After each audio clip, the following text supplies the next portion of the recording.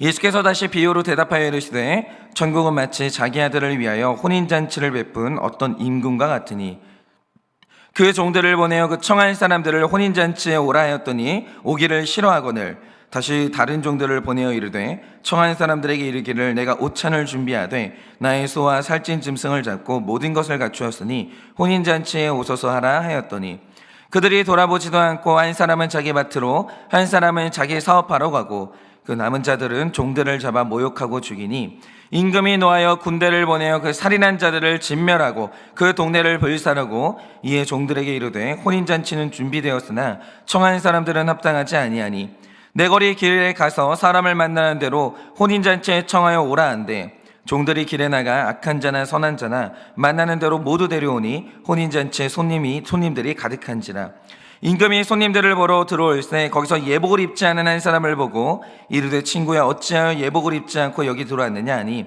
그가 아무 말도 못하거늘 임금이 사람들에게 말하되 그 손발을 묶어 바깥 어두운 데에 내던지라 거기서 슬피 울며 이를 갈게 되리라 하니라. 다 같이 읽겠습니다. 청함을 받은 자는 많되 택함을 입은 자는 적으니라. 아멘. 기도하겠습니다. 하나님, 오늘도 말씀을 묵상합니다. 말씀을 묵상할 때 주님, 우리가 오늘 말씀에서 반드시 봐야 될 게 있습니다. 예수를 죽인 자가 누구입니까? 이제 우리가 이 고난주간 사순절 기간을 지나면서 부활의 영광에 이르러야 될 것인데 예수님은 죽으시고 다시 살아났지만 우리의 죽음이 무엇입니까? 그것은 예수를 죽인 자가 누구인지 그것을 보는 것입니다. 오늘부터 이 중요한 질문이 시작될 텐데 이 질문에 대한 답이 보이게 하여 주시고 그래서 우리 또한 죽고 다시 살아나는 이 부활의 영광으로 갈 수 있도록 주님의 은혜를 허락하여 주시옵소서. 믿사하며 살아계신 예수님 이름 받들어 기도드립니다. 아멘. 네, 제가 기도 시간에 말씀드린 것처럼 사실은 이제 예수님이 돌아가시는 그 본문에 이르기까지 사실 오늘부터 굉장히 중요한 이제 질문들이 시작이 됩니다. 그러면 그 중요한 질문이라는 건 뭐냐? 반드시 이것에 대해서 우리는 답을 내야 되는데 이겁니다. 예수를 죽인 사람이 누굽니까? 오늘 본문을 보면 예수를 반드시 죽이게 되는 이 두 부류의 사람이 나오는데 오늘 여러분이 잘 들으시면서 과연 예수를 죽인 사람이 누군지 한번 우리가 묵상하기를 원해요. 자, 여러분이 지난 토요일 본문이죠. 마태복음 21장부터 오늘 말씀까지 보시면 예수님이 총 3가지의 비유를 말씀하십니다. 첫째는 마태복음 21장 28절부터 32절까지 내용을 보면 아버지의 포도원에서 일하는 두 아들의 비유가 나오고 21장 33절에서 41절까지 말씀을 보면 주인의 포도원을 빼앗으려고 한 농부들의 비유가 나오고 오늘 말씀이죠. 마태복음 22장 1절에서 14절까지 말씀을 보면 한 임금이 자기 아들의 혼인잔치를 하는데 거기서 벌어진 일에 대한 비유가 나옵니다. 그러니까 이렇게 구성을 보시면 됩니다. 그 두 아들의 비유를 보면 한 가지 말씀하시는 이제 그 메시지가 나오고 그 다음에 포도원 농부들의 비유를 보면 또 한 가지의 메시지가 나오십니다.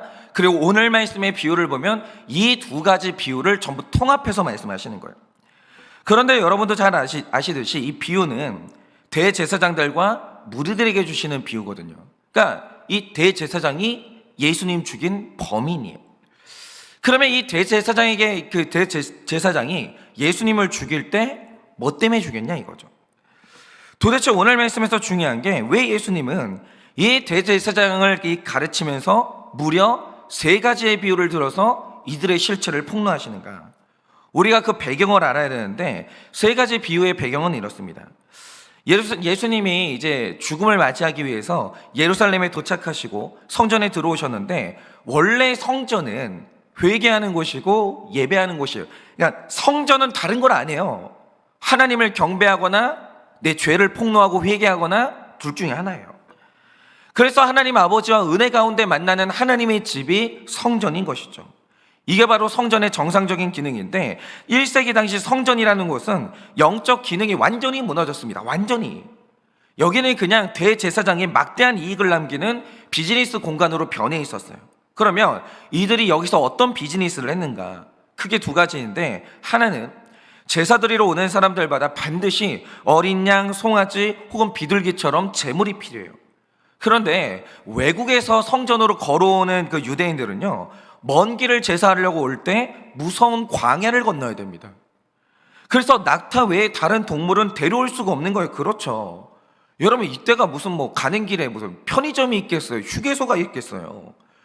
여러분, 사막에서는 물과 식량이 절대적으로 귀한데 그거 떨어지면 죽어야 되거든요. 그런데 만약 동물을 데려온다? 이 녀석들이 먹을 물과 식량도 가져와야 되잖아요. 그런데 동물들이요, 사람보다 몇 배를 먹어요. 어떻게 이들을 데려옵니까? 데려올 수가 없는 거죠. 그런데 또 제사를 드리러 올 때 제물은 반드시 필요하거든요. 그래서 이 여행자들이요, 맨몸으로 이스라엘에 온 다음에 현지에 와가지고 제물을 사곤 했습니다. 근데 제물은 이거 필수품이거든요. 그러니까 소비재가 아니에요. 있어도 되고 없어도 되는 소비재가 아니라 제사 드리러 오려면 제물이 있어야 되는 거예요. 근데 제사장들이 이걸 이용하기 시작합니다.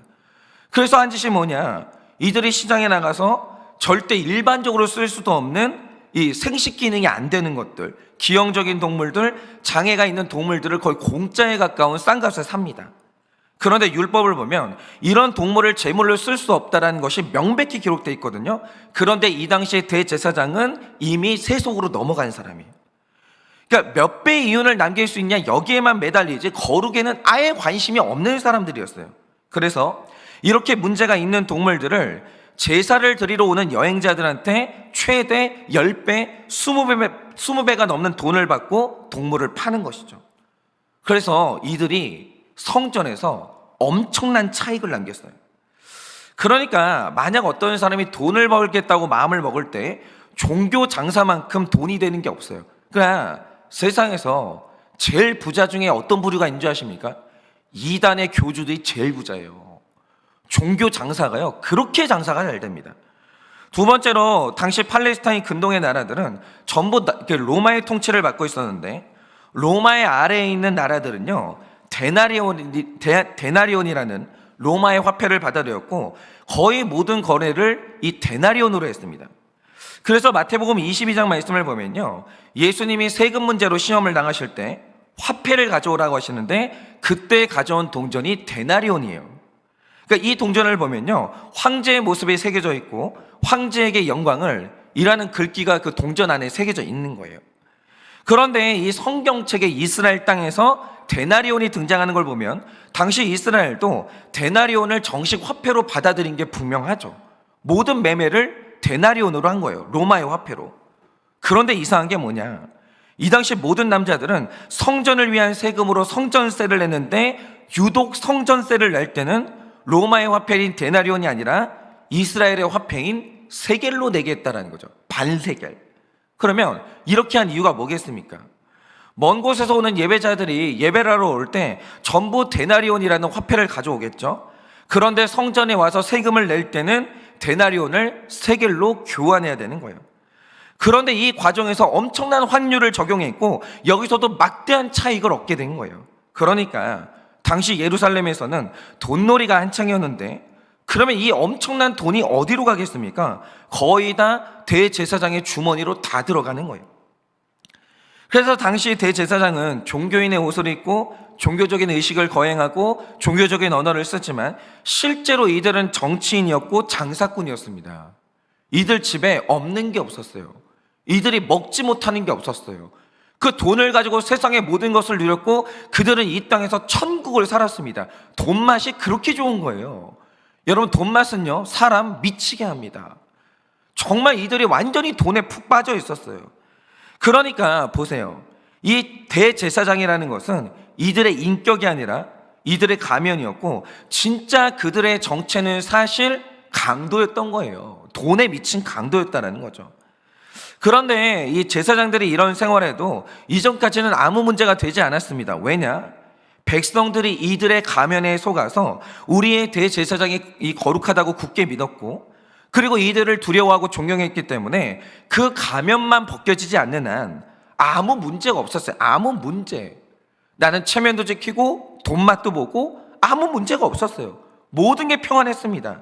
그런데 가면을 쓰고 돈맛을 즐기면서, 그러니까 종교인의 존경도 받고 세속인의 돈맛도 보고 이렇게 정말 재미있게 살던 어느 날 가면을 쓰고 평화롭게 살고 있었는데 그 성전에 주인이 와버립니다.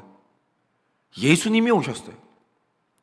그런데 성전에 주인이 오셨으면 그 종들인 제사장들이 가장 먼저 뭘 해야 됩니까? 일단 내가 관리하고 있던 성전의 상석을 그분께 내드려야 돼요. 그리고 모든 영광, 성전의 모든 것을 주인에게 돌려줘야 돼요. 왔으면 그렇게 해야죠. 당연히 돌려드려야죠. 그러니까 주인의 것을 주인에게 돌려드려야 된다는 건 설득하거나 설명해야 될 일이 아니에요. 그냥 상식이에요. 그렇지 않습니까? 그런데 문제는 이 종놈들이 남의 포도원에서 일을 하다가 문제는 돈맛을 본 거예요. 돈맛. 여러분 잘 들으세요. 돈맛이 그렇게 무서운 거예요. 전부 다 하나님 거거든요. 예수님 거거든요. 그런데 돈 맛을 봐버린 거예요. 그래서 성경에서도 말하는 게 뭐냐면 한번 인간이 돈 맛을 봐버리면 돈과 이 하나님을 동시에 못 섬겨요. 둘 중에 하나만 섬겨야 돼요. 돈을 버리고 하나님을 택하든지 하나님을 죽이고 돈을 택하든지 둘 중에 하나밖에 안 돼요. 돈은요, 둘을 동시에 섬길 수가 없습니다. 바로 그 포도원이 성전인데 그러자 이 종놈들이 하나님의 성전을 갖고 싶게 된 거예요. 그러니까 주인이신 예수님이 나타나셨을 때 어떤 선택을 했냐? 그 주인을 죽이고 싶어지는 거예요. 그러니까 예수님을 죽였던 범인, 첫 번째 범인이 나오는데 그게 뭐냐? 돈맛을 본 인간들은 절대로 그거 포기 못합니다. 그리고 주인이 나타났을 때 그 주인을 죽이고 싶어지는 거예요. 그런데 이게 우리 현실에서 자주 일어나는 게요, 사실상 이 세상 모든 자녀가 사는 모든 집은 다 부모님 거예요. 안 그런 집이 있어요? 아니, 어린 자녀가 무슨 수로 집을 얻어요? 다 그 부모님 거죠. 내 집이 아닙니다. 그런데 부모님이 이유가 없는 은혜를 베풀어서 그 집에서 이 자녀들이 먹고 자고 생활을 하게 해줬거든요. 그런데 100% 죄인인 자녀들이, 여러분 내가 키우는 자녀들은 100% 죄인이에요. 제발 그거 이제 인식하셔야 됩니다. 괜찮은 애들이 아니에요. 예쁘죠? 예쁜데 중요한 게 뭐냐?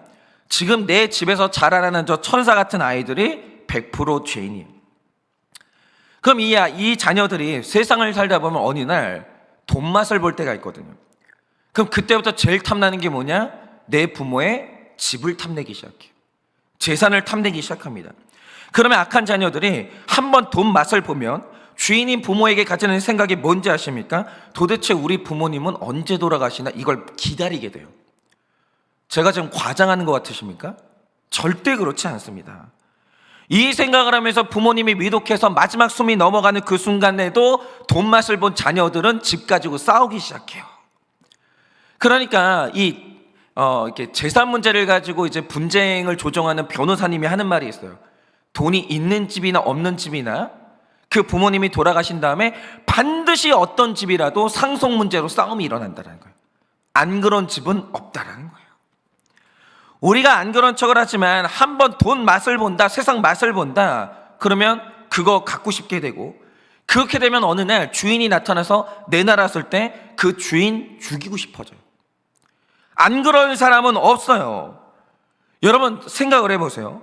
우리 인생은 내 것이 아니에요. 이거를 몇 번 얘기합니까? 우리 인생은 내 것이 아니에요. 성경은 명백하게 얘기해요. 전부 다 하나님 거예요. 이게 인정이 안 되는 사람은 기독교인이 못 되는 거예요.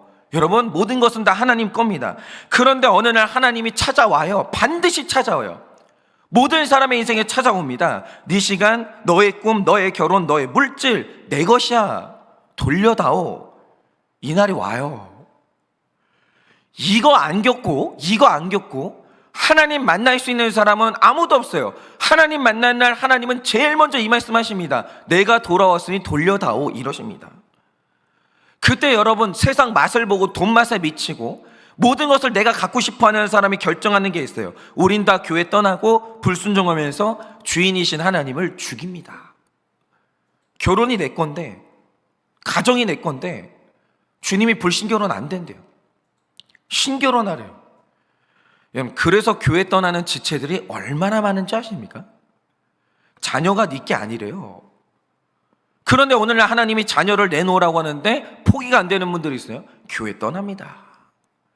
물질, 여러분 물질 다 내 게 아니에요. 하나님 거예요. 그런데 어느 날 하나님께서 말씀하십니다. 그거 내 것이니 11조를 내놔라 이러시는 거예요. 여러분, 이 말에 시험 들어서 교회 떠나는 사람 얼마나 많은지 아십니까? 여러분, 내 인생이 하나님 겁니까? 내 겁니까? 이게 정리가 안 되는 사람들은요, 예수님을 죽이거나 내가 죽거나 그 둘 중에 하나, 중간이 없다라니까요. 그러니까 완전히 돈맛에 미쳐버린 대제사장들과 성전의 주인이신 예수님을 만났을 때 이 만남은요, 둘 중에 하나가 죽어야 끝나는 거지 그냥 끝날 수는 없어요.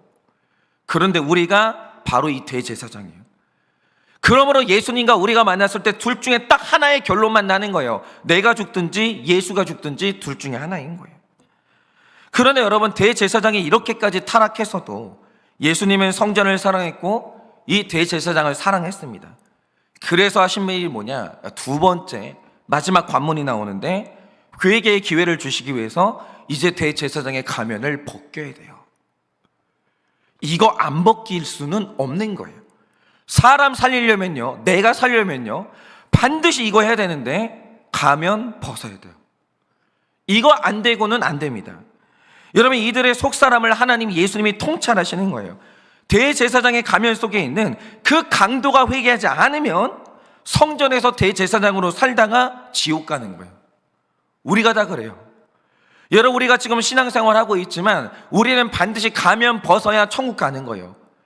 가면이 변하는 게 아니라 속사람이 벗어야 그게 회개고 그래야 천국을 가는데 이 가면 벗는 게 쉽냐? 아니에요. 가면 벗기려면 죽을 각오 해야 돼요, 사람들이. 얼마나 힘든지 아십니까? 그런데 예수님이 대제사장의 가면을 벗기셨어요. 네가 무슨 대제사장이냐? 너 강도잖아. 예수님이 성전에 오시던 날 이들의 가면을 벗긴 거예요. 그러자 일어난 일이 뭡니까? 이들이 회개하지 않아요. 대제사장이요, 수치심에 돌아버립니다. 여러분, 여기서 우리가 중요하게 봐야 될 게 있는데 어떤 철학자가 말했듯이 모든 사람의 인생은요, 무대 위에서 맡은 역할을 수행하고 있는 연극이라고 했어요. 우리는요, 인생을요, 연극해요. 다 연기하고 있습니다. 모든 사람은 일생을 살면서 최소한 3개 이상의 역할을 연극을 해요. 예를 들어서 저 같은 목사는요, 이게 제 본 모습 아니에요. 저 같은 목사님 교회에 와가지고 친절하고 거룩한 척하는 목사 연기를 하죠. 사랑 많은 척 연기를 해요. 여러분, 제가 여러분들 앞에 설 때 연기를 많이 합니다. 그렇지 않은데 즐거운 척하고 재미있는 척하고 사랑하는 척하고 연기 많이 해요. 집에 가서는 이 가정을 사랑하고 아내와 자녀를 사랑하는 가장의 역할을 하는데 내가 내 아내를 만날 때 얼마나 많은 연기를 하는지 몰라요. 연기해요. 가정에서도 연기해요. 아닙니까? 또 우리는 동네를 나가면 친절한 남편, 친절한 아버지의 역할을 하죠. 안에서는 싸우다가도 밖에 나가면 자존심이 있으니까 굉장히 많은 부부들이 인고 부부인 척을 해요. 안 그렇습니까? 매너 있는 척을 하고 친절한 척을 하고 완전 다 쇼윈도 부부로 살아가는 거예요. 이렇게 세상 모든 사람들은 대제사장처럼 외식하는 죄를 지는데 외식의 뜻이 뭡니까? 가면 쓰고 연기한다, 그 뜻이에요. 세상에 그 어떤 사람도 자기 안에 있는 속사람을 다 보여주고 사는 사람은 없어요. 모두가 다 진짜 얼굴은 가면 속에 숨겨둔 채 내가 되고 싶은 캐릭터를 연기하는 것 뿐이죠. 안 그런 사람은 아무도 없어요. 아무도. 그런데 왜 성령 충만이 갈등 충만이냐? 하나님이 어느 날 우리를 찾아와서 우리를 만나주시는데 절대로 하나님은 가면을 만나지 않아요. 언제나 주님은 우리 속사람을 만나주시는 거예요. 누구든 하나님에 대해서 정확히 알아야 될 게 있는데 하나님은 안 속아요. 그럴 수가 없어요. 안 속아요. 그분은 내 모든 것을 아시기 때문에 내가 아무리 아름답고 두꺼운 가면으로 나를 가려봐도 가면 뒤에 숨겨진 내 삶을 통찰하시고 사람들이 완전히 가려놓은 우리 집의 이 속사정을 다 통찰하십니다. 하나님은 절대로 안 속아요. 그럴 수가 없어요. 그런데 여기에서 중요한 건 이거죠. 우리가 살다 보면 가면 뒤에 뭐가 있는지 아예 알고 싶어 하지도 않고 신경 쓰지 않는 사람들이 대부분이에요. 내가 진짜 어떤 사람인지 일생 동안 한 번도 안 물어보는 사람 되게 많아요. 또 어떤 사람은 순진해서 그 사람이 쓰고 있는 가면을 진짜라고 믿고 사는 사람도 있죠. 그런데 그런 사람들이 둘러싸여 있으면 수치당할 일도 없고 정말 인생이 편안합니다. 나도 속고 남도 속아요. 다 그래요. 그런데 살다 보면 통찰력 있는 사람을 만날 때가 있는데 가면 뒤에 나를 꿰뚫어 보는 사람이 있어요. 절대로 나한테 속지 않는 사람을 만날 때가 있다라는 거죠. 바로 그게 영적인 실력이 있는 사람인데, 여튼 그런 사람을 만날 때가 있어요. 그런데 제가 하나 질문을 드리고 싶은 게 있어요. 만약에 여러분이 평생 숨기고 살았던 우리 집의 속사정, 여러분의 실체를 어떤 사람이 꿰뚫어 봤다고 하죠. 내가 그 사람 앞에서 가면이 벗겨지고 맨 얼굴이 드러난 거예요. 그 순간 여러분은 어떤 감정을 가지시겠습니까? 예를 들어서 이게 진짜 중요한데, 예를 들어서 여러분 다 아시겠지만 요즘 넷플릭스에서 JMS 정명석의 실체를 폭로하는 이 다큐멘터리가 방영이 됐거든요. 온 나라가 지금 이것 때문에 시끄럽습니다. 그래서 제가 이걸 좀 봤는데 이걸 보고 있으니까 굉장히 흥미로운 장면이 있는 거예요. 그게 뭐냐, 당연히 정명석도 다 가면이죠. 완전히 가면이죠. 그런데 그 가면이 무려 메시아의 가면이에요. 예수 가면을 쓰고 있는 거예요. 그런데 이 가면이 진짜라고 속는 사람들이 한 10,000명이 나타난 겁니다. 그러니까 자기 가면에 속아주는 사람 앞에서 정명석은 어떤 사람이냐, 자신감이 얼마나 넘치는지 당당해요. 10,000명 앞에서 막 지휘를 하는 거예요. 막 당당합니다. 어떤 고난이 와도 이겨낼 사람이고 세상에서 가장 똑똑한 사람이에요. 그런데 너무 흥미로웠던 게 뭐냐, 어떤 여성이 은밀한 사석에서 아무도 보지 않는 곳에서 정명석이 하는 말을 녹음한 거예요. 그 내용을 듣고 제가 깜짝 놀랐습니다. 이 정명석이라는 사람이 사실 가면을 딱 벗고 맨 얼굴이 뭐냐면 열등감이 어마어마하게 심해요. 그래서 이 사람이 끊임없이 사랑해요, 존경해요, 이 말을 계속 듣고 싶어요. 그리고 이 사람이 지금 변태적인 성행위를 통해서 내가 굉장히 강한 사람, 권력 있는 사람이라는 걸 계속 확인을 해야 직성이 풀리는 사람이에요. 그러니까 정명석의 가면 뒤에 있는 그 속사람은 완전히 다른 사람인데, 그러면 이 사람이 왜 이렇게 열등감이 심했는가? 이 다큐의 내용을 보면요, 정명석이 초등학교 졸업이 전부예요. 이 자체는 문제가 없죠. 그럴 수도 있죠, 당연히. 그런데 이 심각한 이 열등감이 해결이 안 되니까 이걸 발전시키는 게 아니라, 속사람을 발전시키는 게 아니라 이 사람이 가면을 쓴 거예요. 그리고 인생 전체를 속이기 시작하는데, 내가 성경 70번을 통독을 했고 내가 의학 공부를 몇 년을 했고 가짜 의료 행위를 해요. 정신이 나간 사람이에요, 완전히.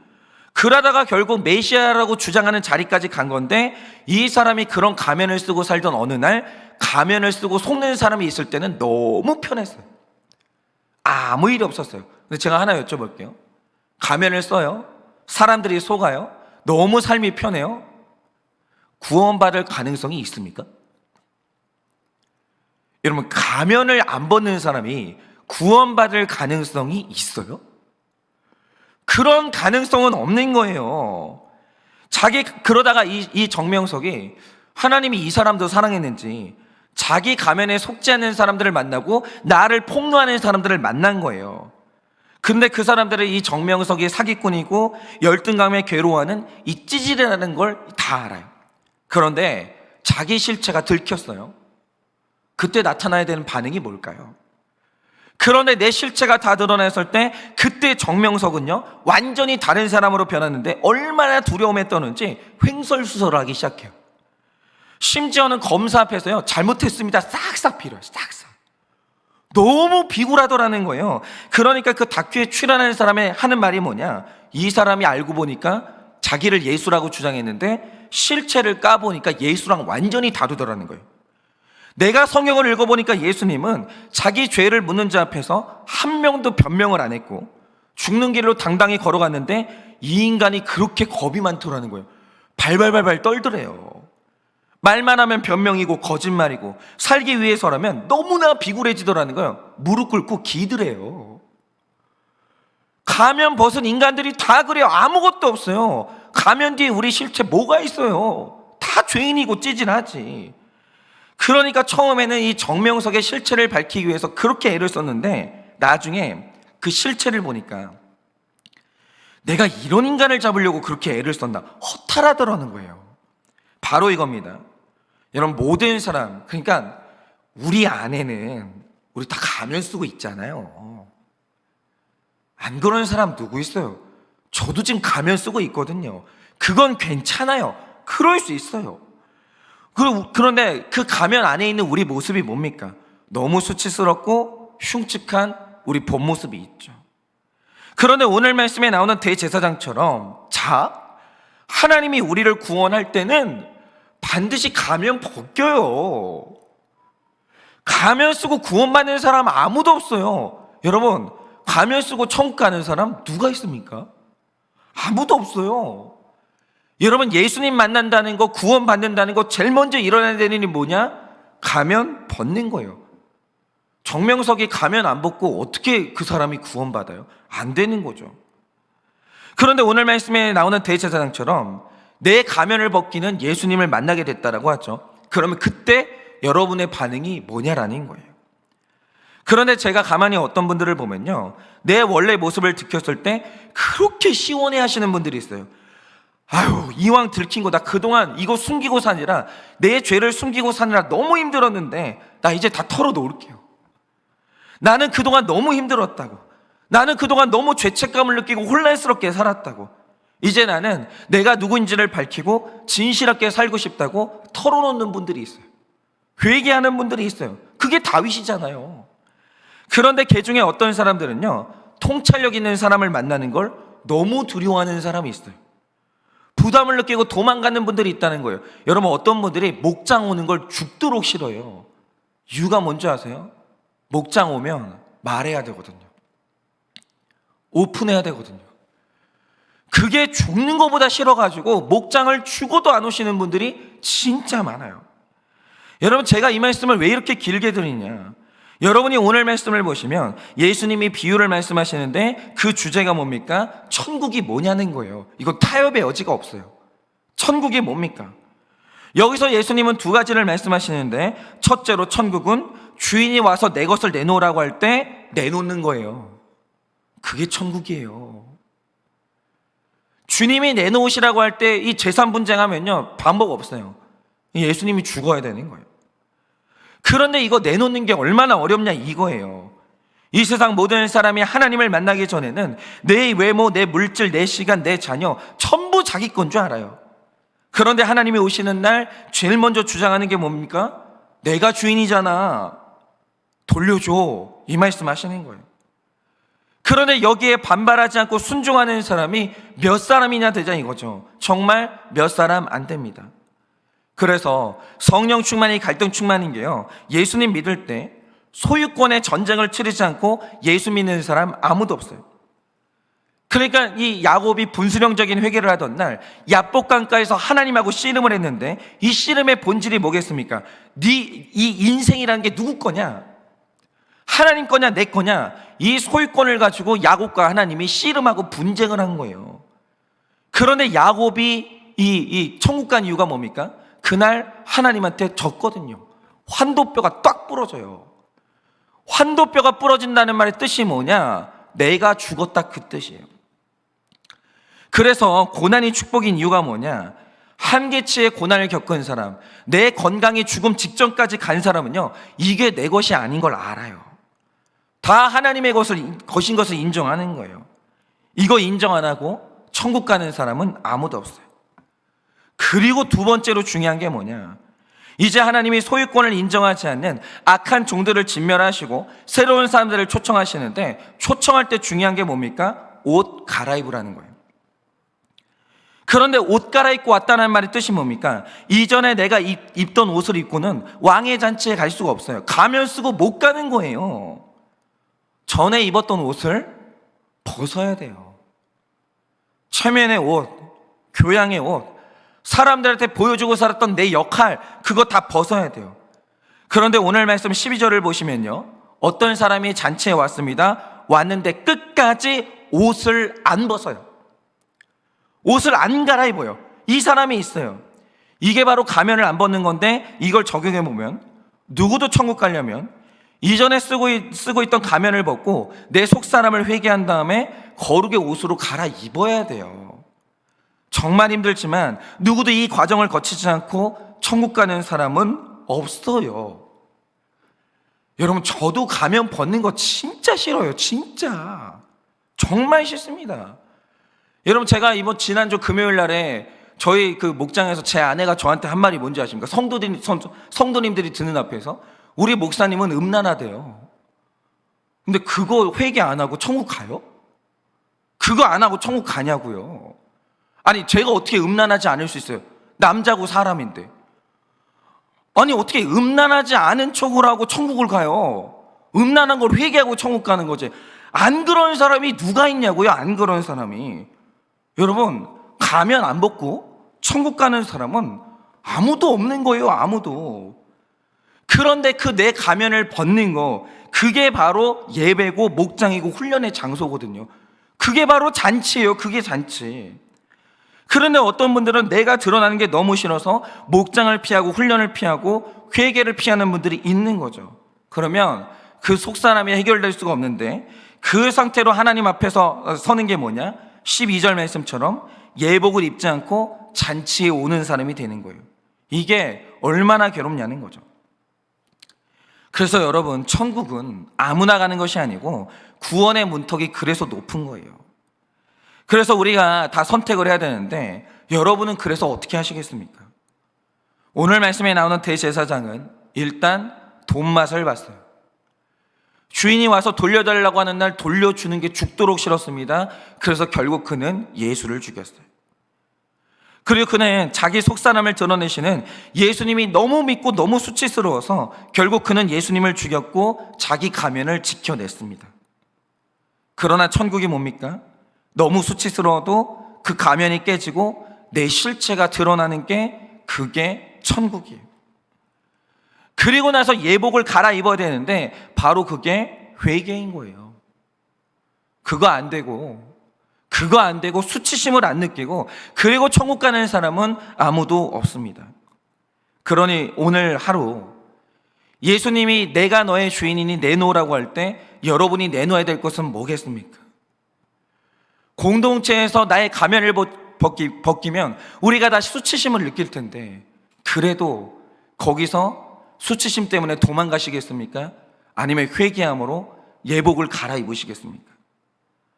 오늘 하루 평생 숨기고 살았던 속사람을 회개하고 주인이 내놓으라고 할 때 그것을 돌려드려서 주님의 잔치가 벌어질 때 환영받는 손님이 되는 여러분들 되시기를 예수님의 이름으로 축원을 드립니다. 이 시간에 제가 기도하고 축도함으로 마치겠습니다. 기도하겠습니다. 하나님, 지난날 나는 내 인생의 꿈이 내 건 줄 알았습니다. 그래서 마음껏 나의 명예와 나의 성공을 위해 윤택한 삶을 위해 목회자라는 직분을 이용하고 야망에 쓰고 살았습니다.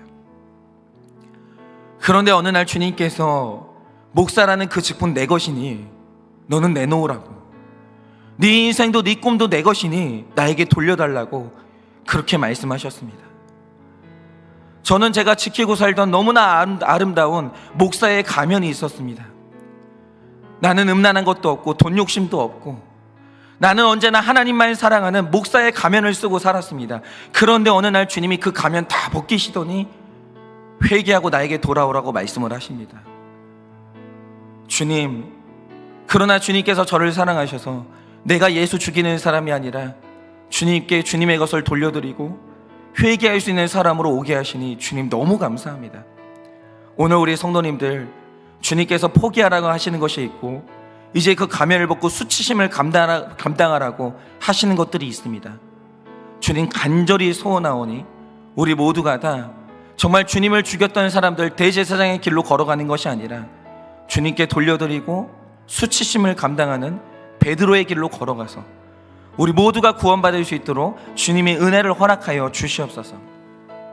지금은 우리 주 예수 그리스도의 은혜와 하나님 아버지의 그 크신 사랑과 성령님의 위로하시고 교통하여 주시는 그 역사하심이 주인에게 돌려드리고 나의 가면을 벗고 수치심을 감당하며 회개하여 구원에 이르기를 원하는 사랑하는 우리 모든 성도님들의 머리 위에 지금으로부터 영원 무음토록 함께 있을지어다.